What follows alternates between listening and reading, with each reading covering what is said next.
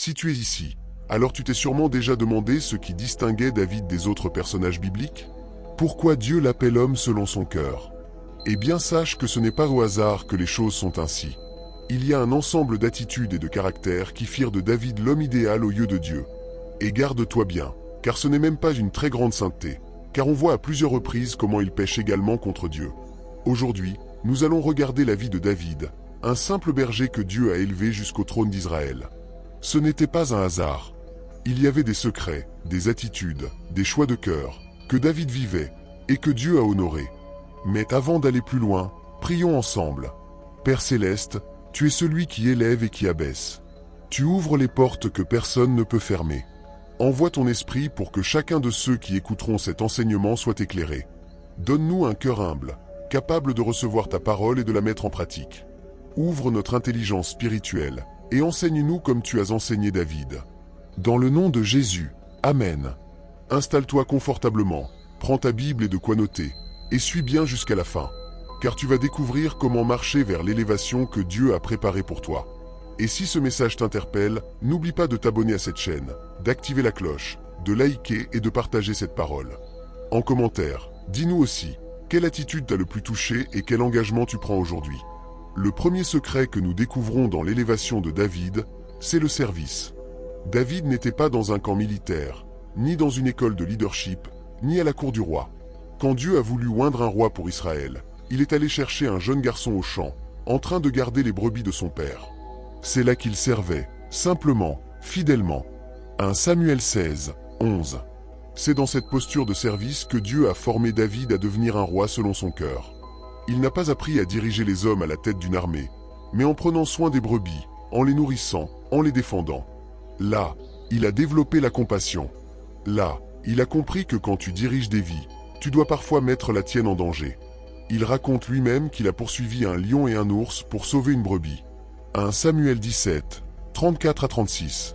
Et toi, combien de fois as-tu refusé de t'impliquer dans les petites tâches, pensant qu'elles étaient indignes de toi? Combien de fois as-tu regardé ton service comme une punition plutôt que comme une école? Pourtant, c'est dans ce quotidien invisible que Dieu forme les héros. Ce n'était pas un terrain d'honneur, mais un terrain d'apprentissage. Il y a des batailles que tu dois livrer dans l'ombre, pour que le jour de l'exposition, tu sois prêt. Quand David est arrivé devant Goliath, il avait déjà vécu la terreur. Il avait déjà combattu plus fort que lui. Il savait que la force ne venait pas de la taille, mais de la présence de Dieu. 1 Samuel 17, 45 à 47. Combien de fois fus-tu effrayé par des géants dans ta vie, parce que tu n'as pas pris au sérieux les combats de préparation que Dieu t'a donnés? Il y a des lions que tu dois vaincre seul dans les champs, pour pouvoir affronter Goliath en public. Ne méprise pas l'école du service. Dieu a conduit David aussi dans un autre type de service. Il est devenu joueur de harpe pour Saül. Un ministère discret, presque insignifiant aux yeux des autres, mais lourd de sens. C'est là qu'il a vu de près le trône. Il a observé le roi, il a vu ses failles, il a compris comment gouverner, comment ne pas désobéir. 1 Samuel 16, 21 à 23. Et toi, combien de fois as-tu été en contact avec une grâce que Dieu te promettait, mais tu ne l'as pas reconnue? Dieu te montre souvent ta bénédiction à travers quelqu'un que tu dois servir, pas à travers une vision spectaculaire. Joseph a dû servir en prison avant de servir Pharaon. Moïse a gardé les troupeaux de Jéthro avant de diriger Israël. Et David a dû jouer de la harpe dans l'ombre avant de manier le sceptre. C'est la loi du royaume. Avant de régner, il faut apprendre à servir. Matthieu 23, 11. Il y a aussi ce jour où Jessie, le père de David, lui demande d'aller apporter de la nourriture à ses frères sur le champ de bataille. Il obéit, humblement. Il n'y allait pas pour se battre, mais pour servir encore une fois. 1 Samuel 17, 17 à 20. Et c'est ce jour-là, en plein service, qu'il rencontre Goliath. Ce n'est pas une coïncidence. C'est une leçon divine. Il y a des opportunités de gloire qui ne se manifestent qu'à ceux qui acceptent de servir dans l'ombre. Combien de fois as-tu manqué un tournant dans ta vie parce que tu as refusé une mission qui semblait trop simple, trop banale? Combien de fois as-tu dit non à un appel de service, croyant que cela ne menait nulle part? Reviens à cette école du service. Dieu n'a pas changé de méthode. Il élève ceux qui acceptent de s'abaisser. Il confie l'autorité à ceux qui savent être soumis. Il confie des nations à ceux qui prennent soin des brebis. Luc 16, 10 à 12. Que chacun de nous s'examine. Suis-je encore un serviteur, ou ai-je déjà commencé à chercher la couronne sans passer par le champ? Ai-je méprisé les moments d'obéissance cachés, ou suis-je fidèle, même quand personne ne regarde? David n'a jamais été plus puissant que lorsqu'il était fidèle dans le petit. Et c'est cette fidélité que Dieu a honorée. Le deuxième secret de l'élévation de David, c'est l'humilité. David savait qu'il avait été choisi par Dieu. Le prophète Samuel l'avait oint alors qu'il était encore adolescent. 1 Samuel 16, 13. Pourtant, malgré cette onction, malgré la promesse du trône, il n'a jamais osé s'élever au-dessus de Saül, même quand celui-ci était déjà rejeté par Dieu et possédé par un mauvais esprit. 1 Samuel 16, 14 à 23.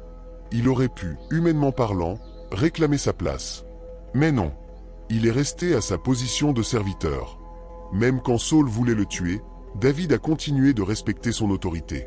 Il a eu plusieurs occasions de le faire mourir, mais il a refusé. 1 Samuel 24, 6 à 8. Il disait qu'il ne toucherait pas à loin de l'Éternel. Il avait compris que l'élévation ne venait pas par la force, mais par la fidélité et la crainte de Dieu. Même plus tard, quand son propre fils Absalom s'est levé contre lui, David n'a pas réagi avec violence ou fierté. Il n'a pas voulu se battre pour protéger son image. Il s'est levé et il est parti. 2 Samuel 15, 13 à 30. Il aurait pu faire arrêter Absalom, mais il est resté calme. Il a accepté la honte de la fuite, parce qu'il savait que s'il avait péché, alors peut-être Dieu avait décidé de le rejeter comme il avait rejeté Saül. Sur le chemin, un homme de la maison de Saül, Shimei, le maudissait. 2 Samuel 16, 5 à 13. David ne l'a pas tué.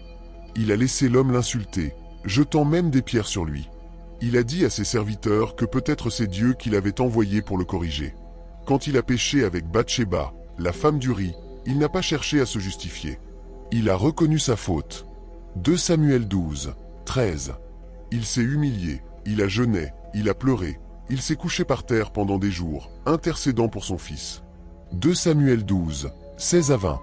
Il n'était pas un roi orgueilleux, il était un roi repentant. Même lors du recensement interdit par Dieu, il a reconnu son erreur. 2 Samuel 24, 10. Il ne s'est pas caché derrière son autorité. Il s'est tenu devant Dieu avec un cœur brisé. Et lorsqu'on fit monter l'arche de l'Alliance à Jérusalem, il dansait avec force, vêtu simplement, sans aucune apparence de gloire royale. 2 Samuel 6, 14 à 22. Il n'était pas en train de garder une image. Il adorait son Dieu, peu importe ce que cela coûtait à sa réputation. Sa femme Michal l'a méprisé pour cela, mais David lui a répondu qu'il préférait encore s'humilier davantage devant l'Éternel. Et toi, mon frère, ma sœur, combien de fois t'es-tu senti supérieur à quelqu'un parce que tu avais une promesse, un don ou un appel? As-tu déjà méprisé un frère en chute parce que tu te croyais meilleur? As-tu déjà refusé de demander pardon, même lorsque tu savais que tu avais tort, simplement pour garder ton image? As-tu déjà été en colère contre Dieu, parce qu'il a permis une humiliation ou une correction dans ta vie? As-tu déjà cessé d'adorer librement, par peur du regard des autres? As-tu oublié que la vraie grandeur dans le royaume de Dieu, c'est de rester petit devant lui? Alors aujourd'hui, reviens à une marche humble. Ne cours plus après le trône par orgueil, mais cherche à rester fidèle là où Dieu t'a placé. Si tu as chuté, humilie-toi. Si tu as été offensé, pardonne. Si tu as été mal compris, reste en paix. Laisse Dieu justifier ton chemin, car c'est à ceux qui s'abaissent que l'Éternel fait grâce. Proverbe 3, 34. Marchons comme David, non pas en cherchant la grandeur, mais en gardant un cœur brisé et contrit, que Dieu ne rejette pas. Psaume 51, 17. Le troisième secret de David, c'est sa foi et son abandon total au plan de Dieu. David avait reçu une promesse claire. Le prophète l'avait oint comme roi au milieu de ses frères. 1 Samuel 16, 13. Et pourtant, les années ont passé. Il a continué à servir Saül, à jouer de la harpe dans la cour royale, à obéir, à attendre. Il savait que le trône était pour lui, mais il ne s'est pas précipité. Il n'a pas tenté de s'imposer par lui-même. Il a laissé Dieu faire les choses à son rythme. Même quand il avait des occasions réelles et légitimes d'éliminer son ennemi, il ne l'a pas fait. Une fois, Saül était dans une caverne, sans défense. 1 Samuel 24, 3 à 7. Une autre fois, il dormait profondément, entouré de ses hommes. 1 Samuel 26, 7 à 11. Mais David refusa de le tuer. Il dit que c'était loin de l'Éternel et que seul Dieu pouvait le juger ou l'ôter. 1 Samuel 24, 7. 1 Samuel 26, 9. Il croyait que le Dieu qu'il avait choisi en secret allait aussi l'établir publiquement sans qu'il ait besoin de forcer les choses. Il n'a jamais voulu voler le trône. Il a attendu que Dieu le lui donne. David nous enseigne ici que l'onction ne nous autorise pas à précipiter le plan de Dieu. Ce n'est pas parce que tu as reçu une prophétie, un songe ou une parole sur ton avenir que tu dois chercher à imposer toi-même ce destin. Surtout si cela signifie nuire à quelqu'un, salir un frère ou rabaisser un autre pour briller toi-même. Souviens-toi aussi que même après la mort de Saül, David ne s'est pas précipité pour monter à Jérusalem. Il a d'abord été roi sur Juda pendant 7 ans à Hébron. 2 Samuel 2, 1 à 4. Il a laissé Dieu étendre son règne progressivement. Ce n'est qu'après la mort d'Ishbosheth que tout Israël est venu à lui. 2 Samuel 5, 1 à 5. Dans cette attente, il ne s'est jamais plaint. Il ne s'est jamais rebellé. Il a fait confiance. Il savait que ce que Dieu bâtit, personne ne peut le détruire.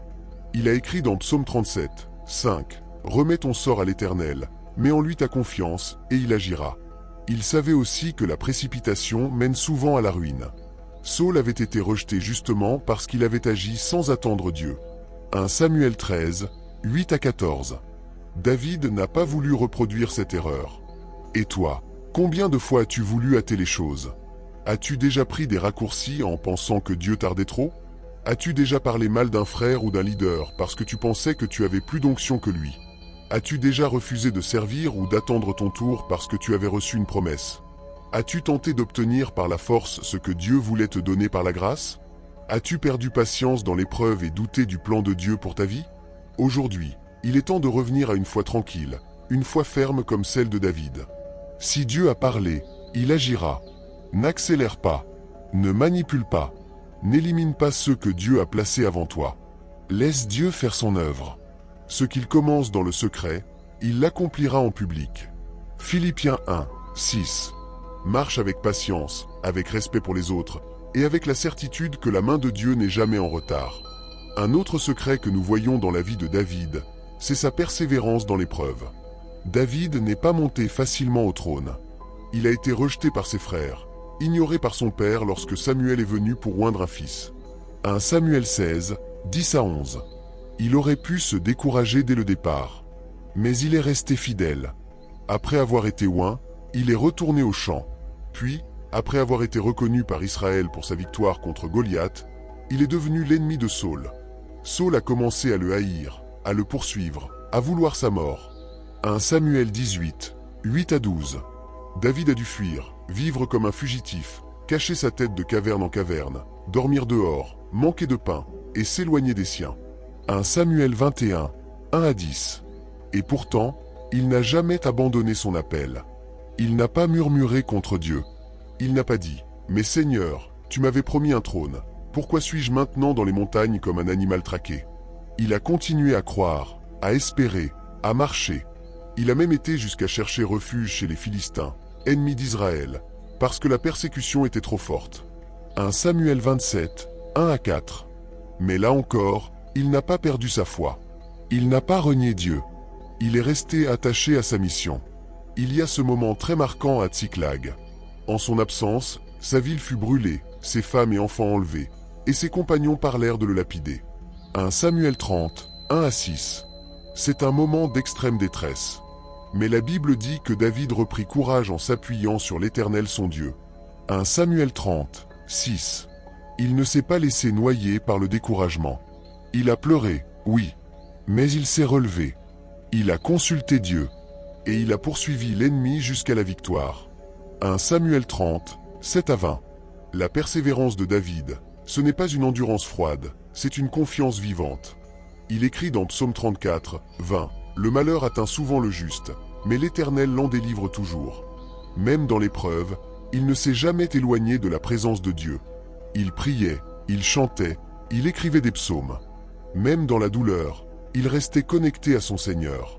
Psaume 57, 2 à 4. Il ne s'est pas laissé définir par la souffrance, mais par la fidélité. Et toi, as-tu abandonné ta mission à cause d'une épreuve? As-tu perdu ta joie à cause de l'injustice, du rejet ou de la fatigue? As-tu cessé de prier parce que Dieu a semblé se taire? As-tu commencé à murmurer contre ceux qui t'ont méprisé ou contre Dieu lui-même? As-tu abandonné ton poste à l'église, ton service, ton zèle, parce que les vents ont été contraires? As-tu cessé d'aimer, de pardonner, de croire, parce que l'épreuve dure plus que tu ne l'espérais? Alors aujourd'hui, prends courage comme David. Reprends ta force dans la présence de Dieu. Ne lâche pas ce que Dieu t'a confié. Ce n'est pas parce que tu es attaqué que tu es abandonné. Ce n'est pas parce que tu souffres que Dieu t'a oublié. Et toi, as-tu abandonné ta mission à cause d'une épreuve? As-tu perdu ta joie à cause de l'injustice, du rejet ou de la fatigue? As-tu cessé de prier parce que Dieu a semblé se taire? As-tu commencé à murmurer contre ceux qui t'ont méprisé ou contre Dieu lui-même? As-tu abandonné ton poste à l'église, ton service, ton zèle, parce que les vents ont été contraires? As-tu cessé d'aimer, de pardonner, de croire, parce que l'épreuve dure plus que tu ne l'espérais? Alors aujourd'hui, prends courage comme David. Reprends ta force dans la présence de Dieu. Ne lâche pas ce que Dieu t'a confié. Ce n'est pas parce que tu es attaqué que tu es abandonné. Ce n'est pas parce que tu souffres que Dieu t'a oublié. Rappelle-toi Psaume 23, 4. Quand je marche dans la vallée de l'ombre de la mort, je ne crains aucun mal, car tu es avec moi. Lève-toi, reviens au lieu de ton appel, et poursuis ta course jusqu'au bout. Dieu ne t'a pas quitté. Il te fortifie pour la gloire à venir. 5. C'est le respect profond de l'autorité. David n'a jamais méprisé l'autorité, même quand elle était injuste, même quand elle était corrompue, même quand elle voulait sa mort. Il avait appris à voir au-delà de l'homme, pour reconnaître l'onction et l'ordre établi par Dieu. Prenons l'exemple de Saül. C'est un roi désobéissant, rejeté par Dieu, tourmenté par un mauvais esprit. 1 Samuel 16, 14. Il devient jaloux de David, cherche à le tuer, jette sa lance contre lui. 1 Samuel 18, 10 à 11. Et pourtant, jamais David ne lève la main contre lui. Même quand l'occasion se présente, David refuse d'agir contre Saül. Dans la caverne d'Engedi, il coupe seulement le PAN de son manteau, mais même cela lui fait mal au cœur. 1 Samuel 24, 5 à 7. Il dit « Loin de moi de porter la main contre loin de l'Éternel ». Plus tard, lorsqu'un Amalécite vient lui annoncer la mort de Saül et dit l'avoir tué, pensant bien faire, David le fait exécuter. 2 Samuel 1, 14 à 16. Parce qu'il considère que ce jeune homme a porté atteinte à celui que Dieu avait autrefois établi. David savait que l'autorité vient de Dieu, et que même quand elle faillit, elle mérite encore un certain honneur, tant que Dieu ne l'a pas officiellement remplacée. Il ne suivait pas son émotion, il suivait l'ordre divin. Ce respect de l'autorité ne s'arrêtait pas à Saül. Plus tard, lorsque son propre fils Absalom se rebelle contre lui, David ne laisse pas ses soldats faire n'importe quoi. 2 Samuel 18, 5. Il ordonne même de ménager Absalom, malgré sa trahison. Il voyait encore en lui un fils, un homme sous autorité, même s'il avait failli. David savait aussi respecter les commandants d'armée, les prêtres, les prophètes. Il ne s'est jamais attribué toutes les décisions. Il demandait souvent conseil. 1 Samuel 23, 9 à 12. Il avait une conscience de l'ordre établi par Dieu, et cela l'a gardé dans l'équilibre. Et toi, as-tu méprisé une autorité parce qu'elle semblait indigne? As-tu déjà critiqué un pasteur, un parent, un chef, parce que tu pensais qu'il ne méritait plus le respect? As-tu justifié tes paroles dures ou tes rébellions, sous prétexte que l'autre avait tort? As-tu oublié que Dieu regarde comment tu traites l'autorité, même quand elle est faible ou imparfaite? As-tu voulu prendre la place de quelqu'un que Dieu n'avait pas encore retiré? Alors aujourd'hui, reviens à la sagesse de David. Respecte ceux que Dieu a placés, même s'ils ne sont pas parfaits. Laisse Dieu faire justice. N'ôte pas une couronne que Dieu n'a pas encore enlevée. Honore ceux qui te précèdent, même s'ils te persécutent. Marche dans l'ordre divin, car c'est en honorant l'autorité que Dieu prépare ceux qui vont un jour exercer l'autorité. 6. L'intimité avec Dieu. David n'était pas seulement un roi, un guerrier ou un chef de guerre. Il était d'abord un adorateur, un intime de Dieu. Bien avant le trône, c'est dans les pâturages, seul avec ses brebis, qu'il a appris à parler à Dieu, à l'écouter, à le louer, à dépendre de lui. Cette intimité est devenue la source de toutes ses victoires, de son discernement, de sa sagesse et de son élévation. C'est cette relation personnelle avec Dieu qui lui a donné un cœur prophétique, au point de reconnaître la marche de Dieu dans les cimes des arbres. 2 Samuel 5h24. Là où un homme naturel aurait entendu le vent ou le bruissement des feuilles, David a discerné une instruction divine. Il ne se fiait pas à ses instincts militaires, mais à la voix de l'Éternel. Cette intimité l'a aussi empêché de lever la main sur Saul, même lorsque tout semblait justifier un acte de défense ou de légitime justice. Car son cœur battait non selon la chair, mais selon l'esprit. Il savait que toucher à loin de Dieu, c'était s'opposer au plan divin, même si cet oint était tombé en disgrâce. 1 Samuel 24h7. Chaque fois qu'un combat se présentait, il consultait Dieu avant d'agir, même dans des situations où la réaction humaine semblait évidente. Par exemple, lorsque les Amalécites ont tout brûlé à Tsiklag et capturé les femmes et enfants, y compris ses 2 épouses, David aurait pu partir immédiatement au combat. Mais non. Il demanda d'abord, « Dois-je poursuivre cette troupe? L'atteindrai-je » 1 Samuel 30, 8. Et ce n'est qu'après la réponse de Dieu qu'il est parti. Cette intimité profonde a façonné son cœur à l'image de celui de Dieu, rempli de miséricorde, de compassion, de sens de la justice. Même lorsqu'il a péché, ce lien avec Dieu l'a poussé à l'humilité, au repentir profond, au lieu de la fuite ou de la justification. Il pouvait dire, « Ne me rejette pas loin de ta face, ne me retire pas ton Esprit Saint » Psaume 51, 13. Car ce qu'il craignait par-dessus tout, c'était de perdre cette présence. David ne cherchait pas la royauté avant la relation. C'est son intimité avec Dieu qui l'a rendu roi, pas l'inverse. Et c'est ce même lien qu'il a gardé après sa chute, car Dieu ne regarde pas seulement à l'apparence, mais au cœur. Chers frères, chères sœurs, si tu veux connaître une élévation durable, commence par cultiver cette proximité avec Dieu. C'est dans le lieu secret que naissent les rois, que tombent les géants, et que se discernent les stratégies célestes. Dieu ne choisit pas au hasard ceux qu'il élève. Dans la vie de David, nous avons découvert que l'élévation ne vient pas seulement par onction ou prophétie, mais aussi par un cœur bien disposé. Voici ce que nous avons vu. 1. Le service. David servait fidèlement, d'abord auprès de son père, puis auprès de Saul. C'est dans le service qu'il a développé ses compétences et son courage. 2. L'humilité. Bien qu'un roi, il n'a jamais méprisé Saul. Même face aux insultes ou à la honte, il s'est humilié devant Dieu et devant les hommes. 3. La foi et l'abandon au plan de Dieu. Il a refusé de forcer sa destinée. Il a cru que Dieu l'élèverait au moment opportun, sans trahir ni tuer son ennemi. 4. La persévérance dans l'épreuve. Pendant les années de souffrance, de trahison et de fuite, il est resté fidèle sans murmurer contre Dieu. 5. Le respect de l'autorité. Il a toujours reconnu l'onction sur Saul, même lorsque celui-ci était injuste. Il ne s'est jamais rebellé. 6. L'intimité avec Dieu. Elle lui permit d'être prophète, d'avoir le cœur miséricordieux, bon, juste et autre de Dieu, de ne pas pécher contre Dieu en s'attaquant à son Saül et plus. Chacune de ces attitudes est une clé. Et toi, où te situes-tu? Refuses-tu encore de servir? Es-tu rempli d'orgueil spirituel? Cherches-tu à précipiter ta bénédiction? Ou es-tu en train de grandir en silence, dans la fidélité, comme David? Prions ensemble. Seigneur, merci pour ta parole. Merci pour la lumière que tu as apportée à travers cet enseignement. Je te prie pour chaque personne qui l'a suivi. Change nos cœurs, façonne-nous comme tu as façonné David. Apprends-nous à servir, à t'honorer dans l'humilité, à attendre ton temps avec foi et à respecter les autorités que tu as établies. Que ta grâce nous trouve prêts, lorsque viendra notre heure. Dans le nom de Jésus, Amen. Bien-aimé, si ce message t'a parlé, abonne-toi à cette chaîne, clique sur le pouce bleu, et surtout partage ce contenu autour de toi. Et en commentaire, dis ce que tu veux changer dans ta vie aujourd'hui pour devenir un homme ou une femme selon le cœur de Dieu. À très bientôt pour un nouvel enseignement. Demeure béni et persévère.